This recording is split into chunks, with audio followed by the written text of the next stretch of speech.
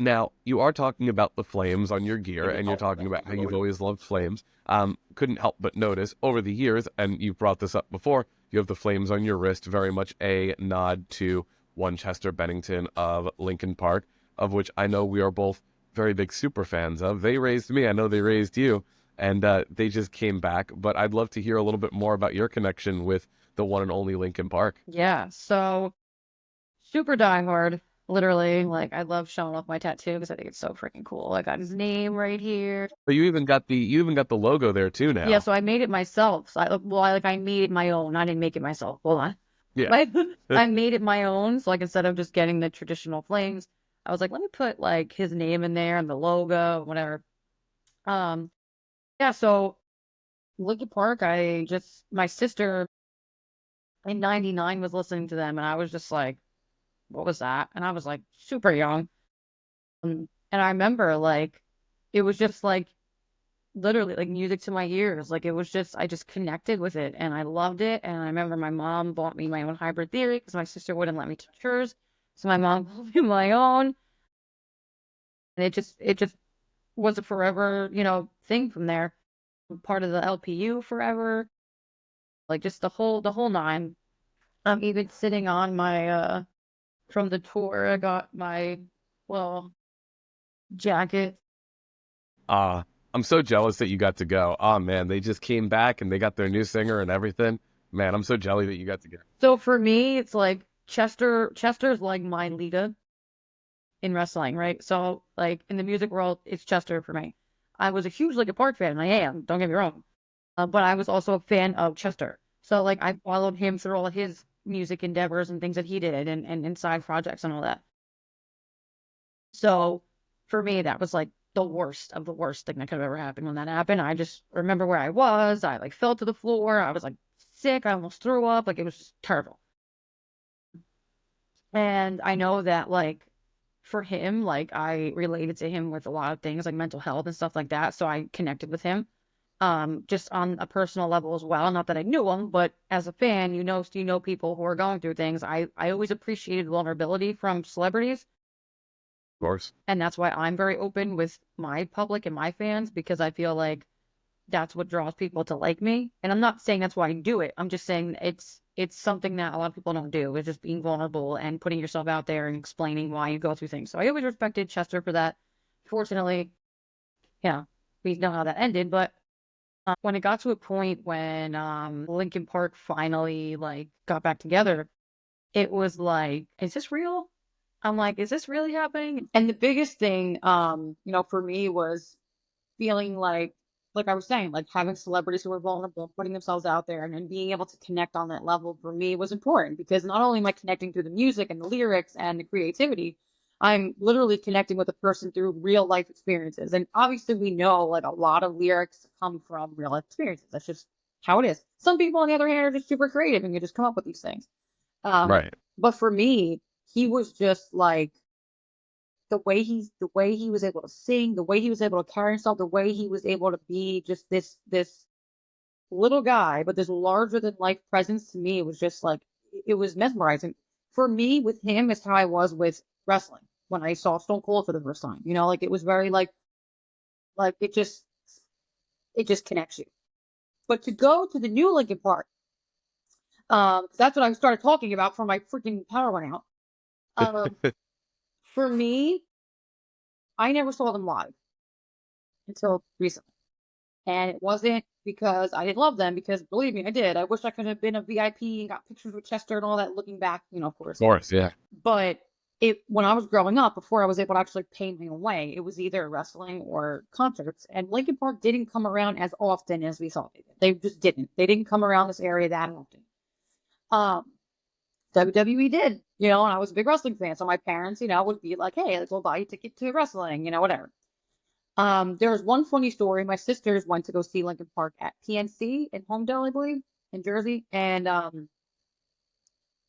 they had one extra ticket. So my sister's friend, okay, so no, my sister's husband's friend had two tickets or three tickets, and he asked my sister and her husband if they wanted to go to the Linkin Park concert.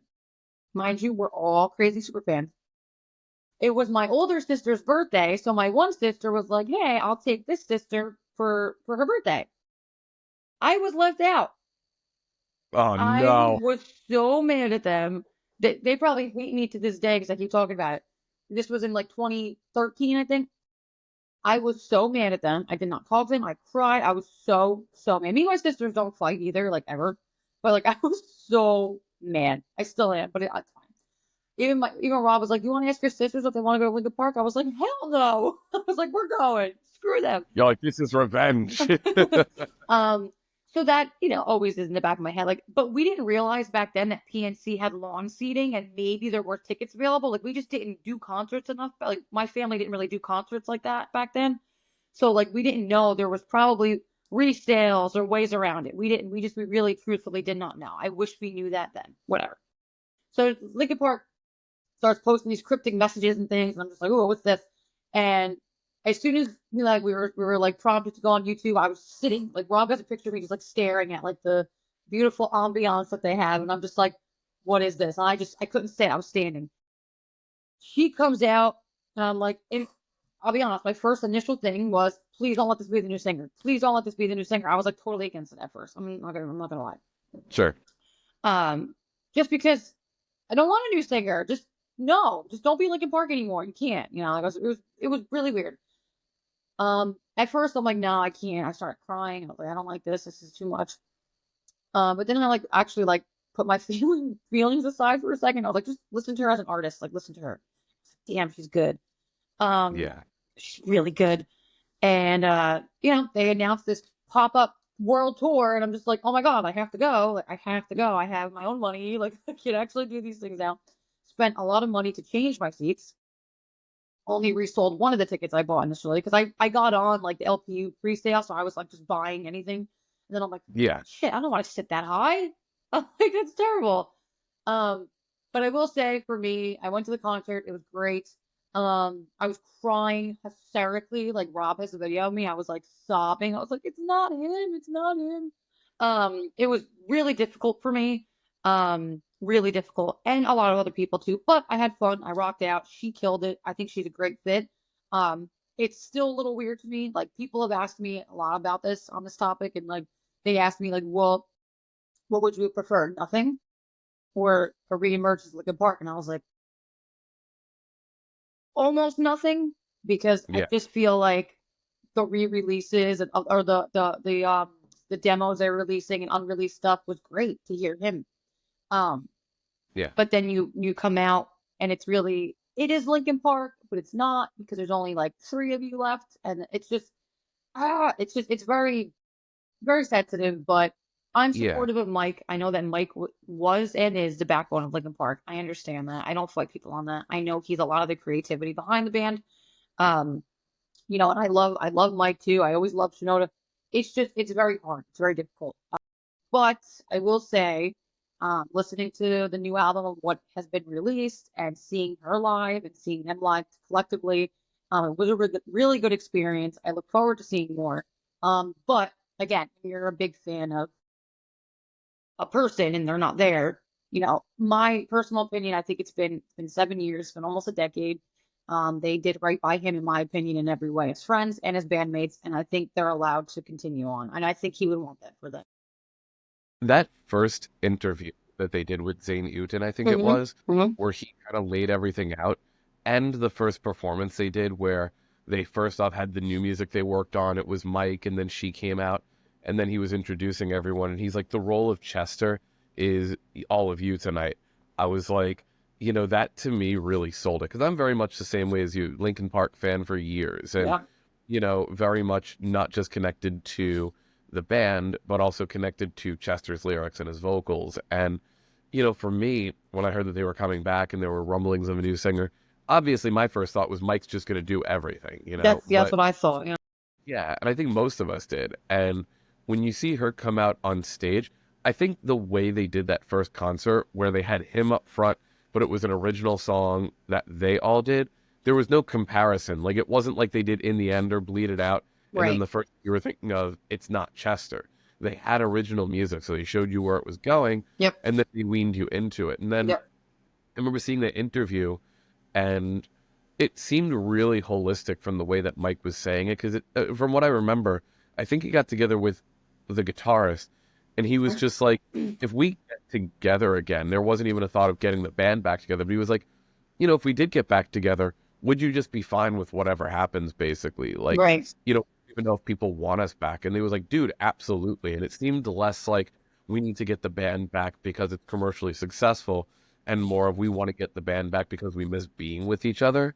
And at that point, anything that came after that to me was just, okay, it makes sense. They want to do this. And, people could throw their hands up with the new singer. They can go ahead and throw their hands up with the new music if they chose to.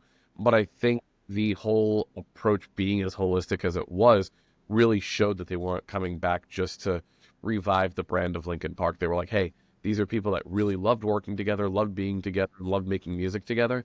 And now she fits in with that new vision of the band. That's perfectly put. And that's exactly what I've been trying to like tell people that I talk to about it is it's instead of us being selfish and wanting what we want, but that we can't have anymore. I think it's these are humans and people and creative people, and this was an outlet for them, and it was a big part of their life. And to tell them that they can't do it is kind of shitty. So I'm very supportive of it, and I think it'll be good. Um, again, it's always going to be weird, but it's someone was like crapping on them because they said that song over each other, which isn't my favorite, but it's good. It's growing on me. People were like, "Oh, it's different. It's not Linkin Park." And Mike really did shut it down. I think he's just kind of getting sick of it, and I don't blame him. But he's kind of like Meteor and the Hunting Party. Like like listen to all our albums; they're all different. And even if you listen to Hybrid Theory and Meteor, all the songs are different. Like he's like, "We've always been this way," and he's right. He's right. And that was their biggest thing was that they were different. They did evolve, but then they go back to what sounds right. Like Heavy is the Crown and The Emptiness Machine. To me, I hear that. I can hear Chester on the tracks. It's almost like I can hear them together. 100%. So it's Yeah. like they know what they're doing. Yeah. And I think also that when I heard Chester in an interview years ago, they really expressed the fact that they wanted to expand what they did and just kind of really do what made sense for them.